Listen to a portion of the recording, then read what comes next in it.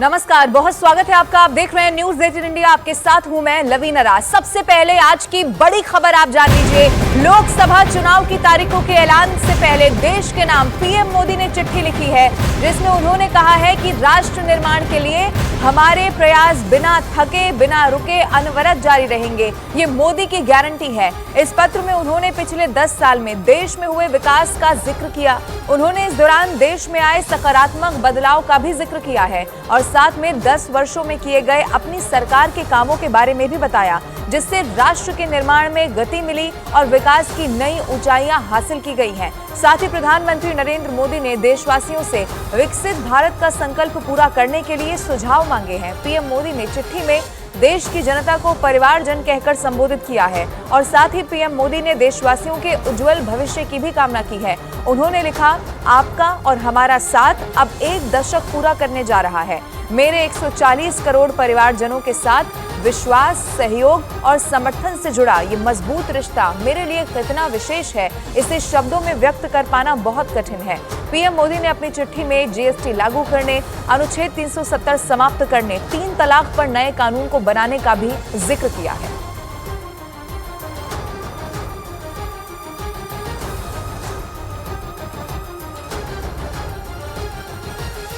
अब आपको दिखाते हैं प्रधानमंत्री नरेंद्र मोदी ने कौन सी वो बड़ी उपलब्धियां हैं जिनका जिक्र उन्होंने खुद किया है। जीएसटी का जिक्र उन्होंने किया है, अनुच्छेद 370 के बारे में उन्होंने बात की है, 3 तलाक, इसके अलावा पीएम आवास योजना से कैसे लोगों को लाभ मिल रहा है ये उन्होंने कहा है, आयुष्मान भारत योजना, किसान सम्मान निधि, मातृवंदन योजना, नारी शक्ति वंदन अधिनियम, नया संसद भवन, आतंकवाद पर कठोर प्रहार, विकसित भारत का संकल्प, ये तमाम वो बड़े मुद्दे जो 1 दशक में प्रधानमंत्री नरेंद्र मोदी ने बताया कि कैसे सकारात्मक बदलाव भारत में आया है और इन तमाम विषयों पर मोदी सरकार की तरफ से लगातार काम किया गया है,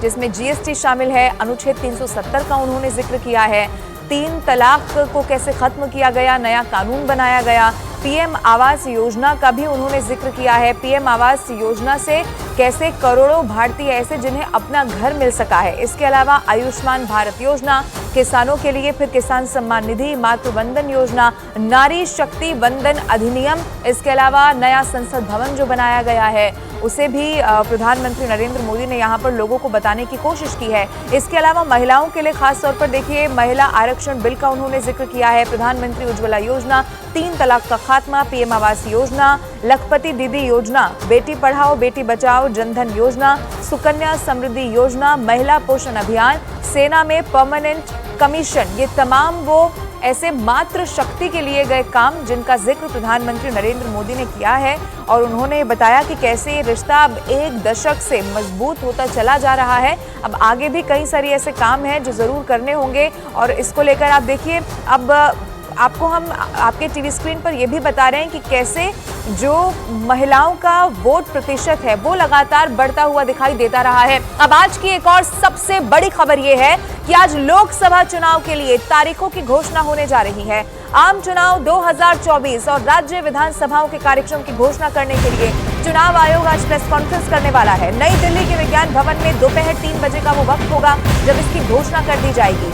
कल ही 2 चुनाव आयुक्तों ज्ञानेश कुमार और सुखबीर संधू की नियुक्ति की गई है। दोनों ने शुक्रवार को पदभार संभाला। इसके बाद सीसी राजीव कुमार समेत तीनों अधिकारियों ने चुनाव कार्यक्रम को लेकर बैठक भी की थी और उसके बाद प्रेस रिलीज जारी कर ये बताया गया कि आज दोपहर चुनाव कार्यक्रमों की घोषणा कर दी जाएगी। इंतजार इसी बात का है क्योंकि न सिर्फ लोकसभा बल्कि जहां जहां विधानसभा के चुनाव होने हैं उन राज्यों के लिए भी कितने चरण में चुनाव होंगे, क्या तारीख रहेंगी, ये सब कुछ आज साफ हो जाने वाला है। आज की सबसे बड़ी खबर यही है, न्यूज 18 इंडिया पर आप इसकी एक एक तस्वीर भी देखने वाले हैं कि कैसे पहले प्रेस कॉन्फ्रेंस यहां पर शुरू होगी, तमाम राज्यों का भी जिक्र किया जाएगा और फिर बारी आएगी लोकसभा चुनाव 2024 की।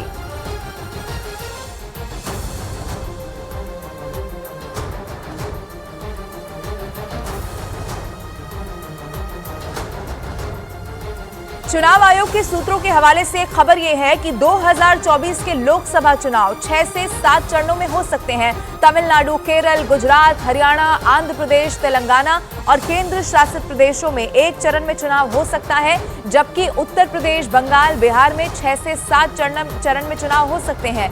महाराष्ट्र में 4 से 5 चरण में चुनाव हो सकते हैं। मध्य प्रदेश, असम में 2 से 3 चरण में चुनाव करवाए जा सकते हैं। जम्मू कश्मीर की बात करें तो विधानसभा चुनाव की घोषणा की संभावना हालांकि यहां से कम दिखाई दे रही है। मौजूदा लोकसभा का कार्यकाल 16 जून को खत्म हो रहा है और उससे पहले नई सरकार के गठन की प्रक्रिया पूरी करनी होगी। अब इसीलिए कई राज्यों के लिहाज से भी आज चुनाव आयोग की जो एक घोषणा है वो बहुत अहम होगी और खास तौर पर लोकसभा चुनाव के लिहाज से भी कितने चरण में चुनाव होने वाला है, इस पर सबकी नजरें बनी हुई हैं। अब चुनाव की तारीखों का ऐलान होने से पहले न्यूज 18 इंडिया से बात करते हुए केंद्रीय मंत्री पीयूष गोयल ने दावा किया है कि उनकी पार्टी महाराष्ट्र में 45 से ज्यादा सीटें जीतने वाली है।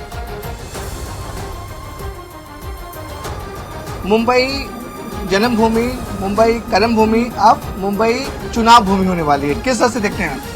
बहुत आनंदित हूँ और मुझे मौका दिया है मेरे नेताओं ने।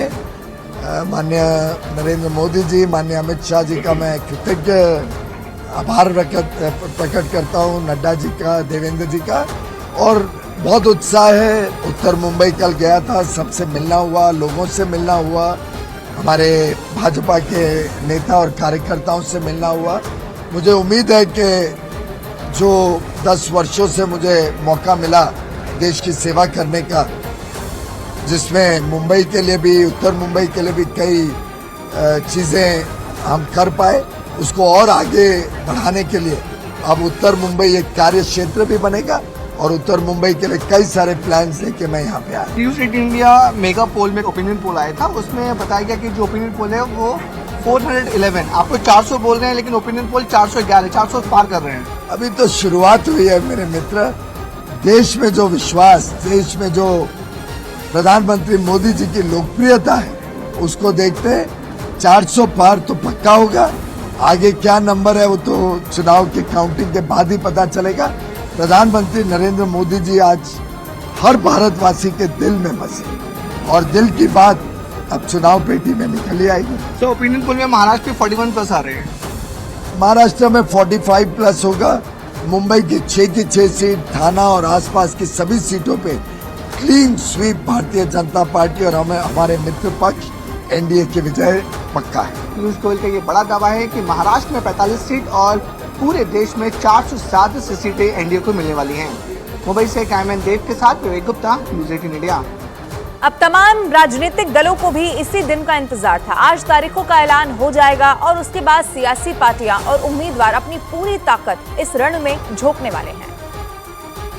सब लोग इंतजार कर रहे हैं कि जल्द से जल्द चुनाव की तारीख घोषित हो और पूरी पार्टी अपनी तैयारी के साथ खड़ी है और मजबूती के साथ उत्तर प्रदेश के अंदर चुनाव होगा और इंडिया गठबंधन जीतेगा निश्चित तौर से, क्योंकि आम जनता, आम लोग परेशान हैं, दुखी हैं। पूरे उत्तर प्रदेश की 17 सीट बाकी हैं, केवल अमेठी रायबरेली ने 17 सीट बाकी हैं और एक साथ घोषित होंगे। हमारा 2 ही मुद्दा है। एक तो है 1 फेज में वोट चाहिए, 1 फेज में वोट चाहिए, क्योंकि हमारा जो स्टेट को जो सिचुएशन है completely fully peaceful democratic situation in West Bengal, हम लोग एक ही फेज में इलेक्शन चाहते हैं।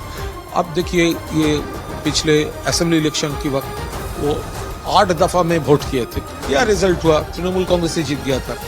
दिस टाइम हम लोग एक ही फेज में वोट चाहते हैं